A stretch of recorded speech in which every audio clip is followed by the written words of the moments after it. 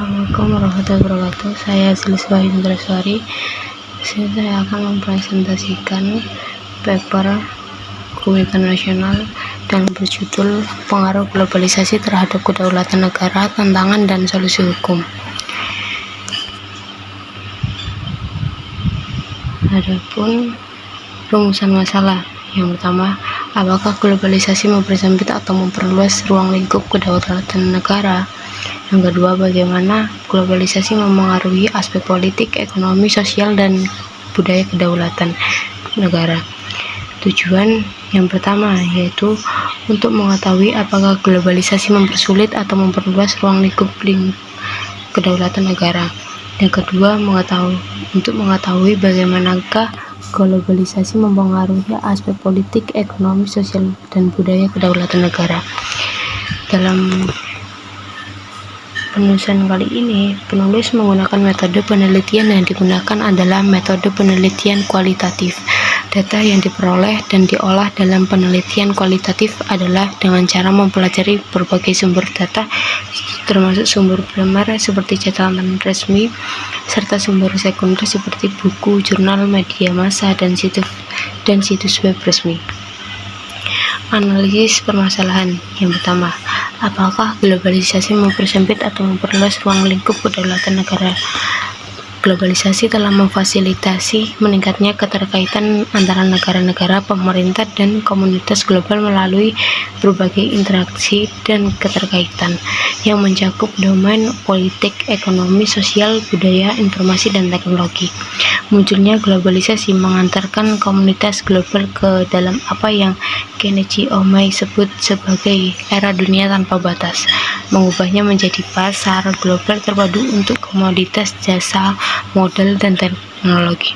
Konsep globalisasi menerangi kehadiran proses transformatif yang serba cepat di semua aspek masyarakat global. Sebuah tren yang terlihat di Indonesia juga. Perubahan kekuatan dan tren global menawarkan peluang dan ancaman bagi negara-negara. Sejauh mana suatu negara mengambil peluang dan mengatasi ancaman tergantung pada kemampuan bawahnya. Kemampuan suatu bangsa meliputi budaya, sikap, dan nilai-nilainya, kohesi sosial di dalam negeri, struktur industri dan sumber daya yang tersedia, dan kapasitas kepemimpinan untuk mempertahankan, meningkatkan, dan mengalokasikan modal alam, fisik, manusia, dan sosial sebagai elemen penting untuk kemakmuran jangka panjang bangsa. Globalisasi bermanifestasi di berbagai sektor yang berkaitan dengan penyebaran informasi. Penyebaran informasi secara global melibatkan transmisi informasi di seluruh dunia melalui berbagai saluran komunikasi.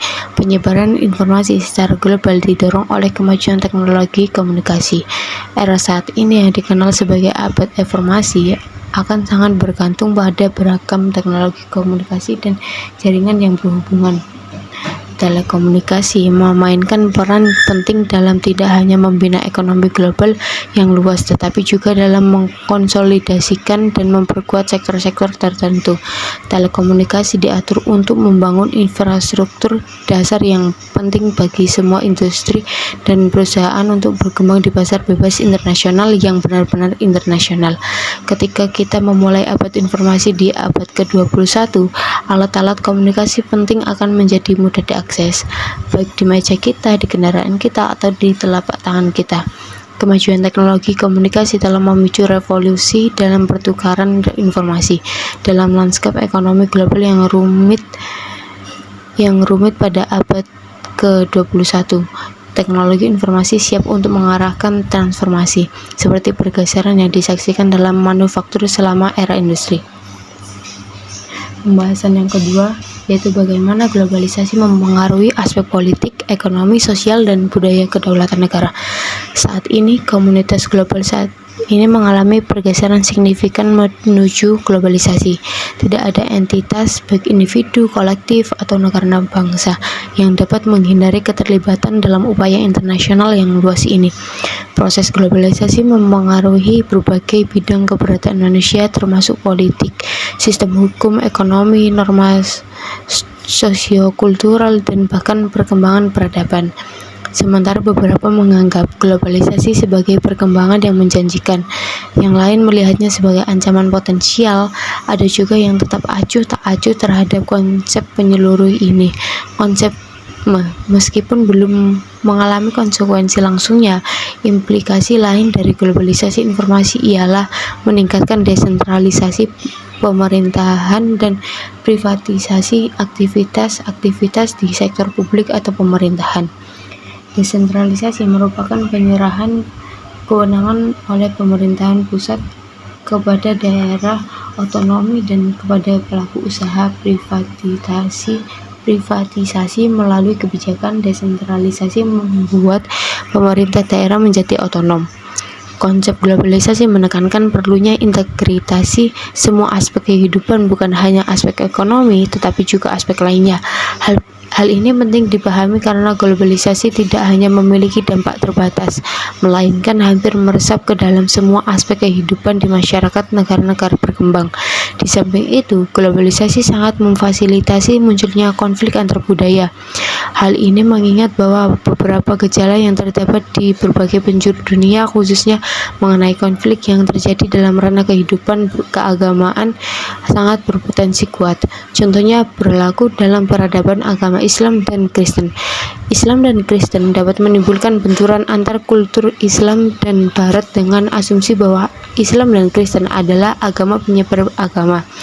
Karena itu tidak akan saling mengakui. Selanjutnya, toleransi menjadi faktor yang sangat penting yang menghubungkan keyakinan dengan benturan peradaban tersebut. Kesimpulannya, perkembangan lanskap global di era globalisasi kontemporer tidak dapat dihindari oleh negara-negara di seluruh dunia, termasuk Indonesia. Dampak perdagangan liberalisasi pada bidang ekonomi sangat mendalam, meluas ke domain global yang mencakup teknologi, ekologi, dinamika budaya, hak asasi manusia, dan kerangka politik.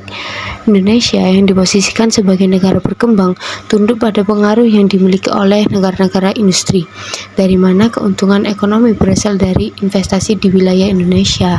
Akibatnya, Indonesia terpaksa menyelaraskan diri dengan arus transformatif ini.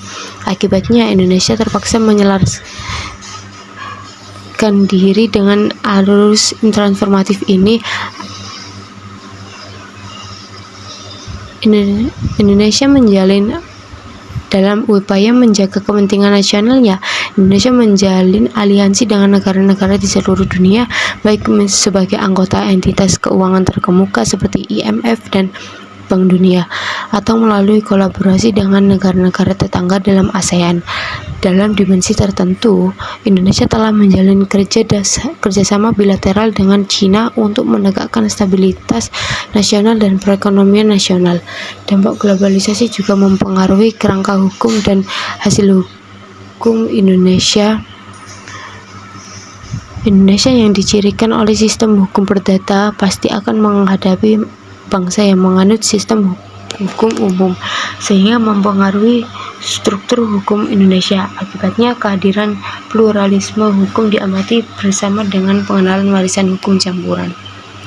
Sekian presentasi yang dapat saya sampaikan.